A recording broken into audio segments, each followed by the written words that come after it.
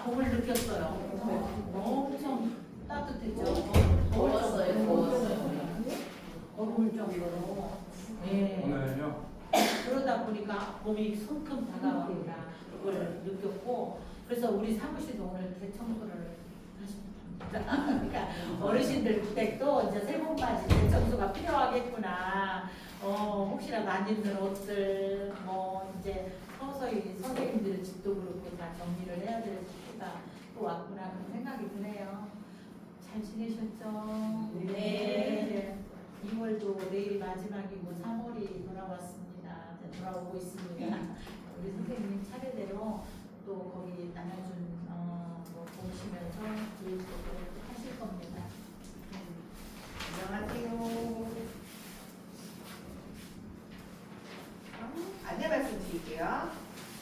그래서 제가 말씀드린 건데 온라인 교육 이수하기 작년하고 똑같아요. 4가지 인권교육, 노인학대 신고 의무자 교육, 직장 내 장애인 인식 개선 교육, 장애인 학대 예방 및 신고 의무자 교육 4가지인데 그러니까 올해도 그 집합교육이 있긴 있어요. 오프라인 집합교육이 있는데 지금 추세가 거의 다 핸드폰으로 이제는 온라인 강의를 하셔가지고 이게 모집을 하는데 그 최소 인원이 차지 않아서 계속 없어져요. 한 명, 2명 신청해도 인원이 안 차면 없어져요. 너무 적으니까. 그리고 지금 오프라인 교육이 하지를 않아요. 근데 연초여서 그럴 수도 있거든요. 나중 되면은 좀 늦게 되는 사람들도 할 수 있으니까 좀 집합교육 기다리시는 분들은 그때까지 좀 기다리셔야 될 것 같아요. 내가 정 좀 빨리 끝내고 싶다. 그런 분은 회의 날이나 시간 되실 때 사무실에 오셔가지고 여기 와이파이 되니까 편하게 들으셔도 돼요. 하루에 다 안 들어도 돼요. 하루에 뭐 1시간, 뭐 2시간 그렇게 나눠서 들으셔도 되니까 뭐 고민 있으면 저희한테 말씀해 주세요. 저희가 최대한 도움을 드릴게요. 그다음에 2번째 보수교육. 이게 작년에 생긴 교육인데 작년은 이제 짝수년 24년이어가지고 자기 생년이 짝수이신 분들이 했었어요. 올해는 25년이니까 내 생년이 홀수다 하시는 분. 여기 이 손 드신 분 중에 23년, 24, 25년에 자격증을 땄다. 그분은 제외예요. 그러니까 2년 동안은 교육을 안 들어도 돼요. 자격증을 따고. 근데 내가 그렇지 않으면 교육을 들으셔야 되거든요. 그리고 혹시 우리 센터 말고 다른 센터에서 같이 근무하고 있으면 그냥 한 번만 들으면 돼요. 뭐 아까 다른 선생님은 다른 센터에서 신청해줬다고 하셨어요. 그러면 끝이에요. 뭐 센터마다 다 듣는 건 아니거든요. 그래갖고 그리고 그 근무를 하고 있어야 돼요. 그 만약에 이번 주 토요일에 내가 교육을 들어요. 근데 내가 금요일까지 일하고 퇴사하기로 했어요. 그러면 토요일에 가서 교육을 들으면 안 돼요. 금요일에 퇴사하기 때문에 그 근무를 하고 있지 않기 때문에 그러니까 내가 근무를 하고 있어야 돼요. 네, 근무를 하고 있어야 그게 나중에 교육비가 나오거든요. 그래가지고 이제 신청을 하면 교육생이 36,000원을 직접 그 교육원에다 내는 거예요, 돈을. 그러면 본인이. 네.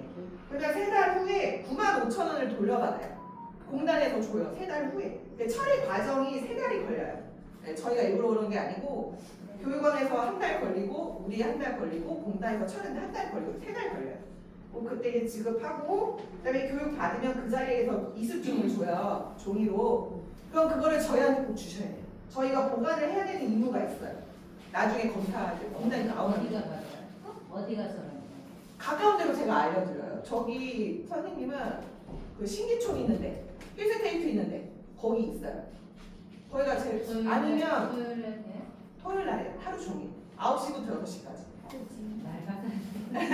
그래가지고 내가 좀 원하는 날짜가 있다거나 지금은 자리가 많아요. 연초여가지고 나중에는 내가 원하는 자리 없거든요. 내가 빨리 끝내고 싶다 하면 날짜 말씀해 주시면 제가 가까운 데로 알려드릴게요. 집에 더 가까운 데로 제가 찾아가고 해드릴게요. 말씀해 주세요. 네. 그리고 요즘에 여행을 많이 가시더라고요. 근데 내가 비행기를 타고 여행을 가면 그 입출국 날에는 근무를 하면 안 돼요. 우리는 비행기 시간 피해가지고 이제는 일을 하는데 공단에서는 날짜만 따져가지고 그 나중에 이제는 근무한 걸로 하면 그거 나중에 그 소명하라고 소명하라고 그러거든요. 그게 되게 복잡해가지고 굳이 뭐 입출국 당일에는 근무가 안 됩니다. 그리고 제가 부탁 말씀을 하나 드릴게요. 이제는 저희도 이제는 한다고 하는데 사람이어서 좀 선생님들께 좀 부족한 점이나 아니면 서운하게 좀 생각하실 수 있는 부분이 있어요. 그런 점을 어르신 앞에서는 좀 말씀을 안 해주셨으면 해요. 그러니까 저희한테 뭐 전화를 주시거나 그 채팅을 주시거나 아니 어르신 앞에서는 제가 좀 민망해가지고 부탁 좀 드릴게요, 선생님. 네, 감사합니다. 선생님이 교육하실 거예요. 네. 안녕하세요. 앉아서 하세요. 네, 알겠습니다. 선생님도 앉아서 하실 거예요. 편하게. 네, 앉아서 하실게요. 네, 편하시죠? 네. 좋아요. 네, 오늘 교육하는 내용은 운영 규정에 대한 내용이에요. 사실 운영 규정하면 좀 딱딱하죠. 뭐 제 몇 조 몇 장 막 하면은 도대체 무슨 말을 하는 건지라는 생각을 하실 수 있거든요. 저도 어려워요. 그런데 어쨌든 선생님들도 아셔야 되는 내용이고, 그리고 저희가 항상 빛이 되어 있어야 되는 거거든요. 그리고 장유형 평가를 할 때 가장 먼저 나오는 게 운영 규정에 대한 내용이 1번으로 나와요. 그래서 이제 장교형 평가 기준은 뭐냐면 운영 규정을 직원들이 열람 가능한 장소에 비치하고 그 내용이 충실한지에 대해서 평가를 하거든요. 여기가 비치되어 있었는데 어디 갔죠? 제가 가지고 있습니다. 네, 항상 비치되어 운영 있습니다. 네, 그래서 이거를 다 하려면 시간이 너무 오래 걸리고 자세히 할 수는 없어요. 그래서 제가 간단하게 요약을 했는데 사실은 여기 이렇게 항목이 11개 항목이 있어요. 근데 실질적으로 이 운영규정 책자에 11개 항목 더 이상이 되지만 제가 이제 평가를 기준으로 했을 때 평가하시는 분들이 오셔서 11개 항목을 토대로 이렇게 운영규정 내용이 자세히 있습니까? 라는 걸 확인을 하기 때문에 제가 11개 항목만 추려가지고 정리를 한 거예요. 그래서 다 뭐 하기는 어렵고 이제 운영규정 내용이 이렇게 큰 틀로 되어 있고 그 다음에 세부 내용이 있어요. 근데 세부 내용이 너무 많으니까 간단하게 제가 이렇게 적은 거고, 만약에 선생님들이 나 이런 내용이 좀 궁금한데요 어디 있지라고 했을 때 참고하시면 내가 만약에 어르신들 뭐 배상 책임이나 면책 범위에 대해서 내가 궁금하다라고 했을 때는 제2장 제14조에 직접 찾아보셔도 돼요. 그래서 이런 부분이 이렇게 있네 라고 생각을 하시면 될 것 같고, 그래서 그냥 간단하게 읽는 걸로 한번 해볼 텐데요.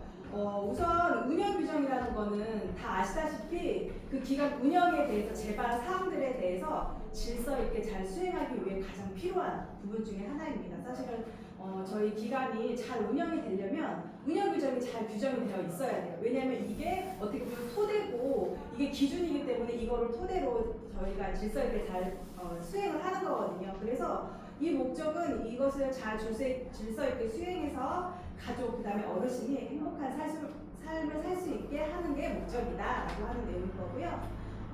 11개 항목을 자세히 보면 이용자 모집 방법 첫 번째가 있어요. 이건 뭐냐면 이용자 모집을 어떻게 하는지에 대해서 명시되어 있는 부분이거든요. 그래서 아시다시피 저희 공단 홈페이지나 블로그 통해서 홍보를 하고 있고, 홍보물 또 배부를 하죠.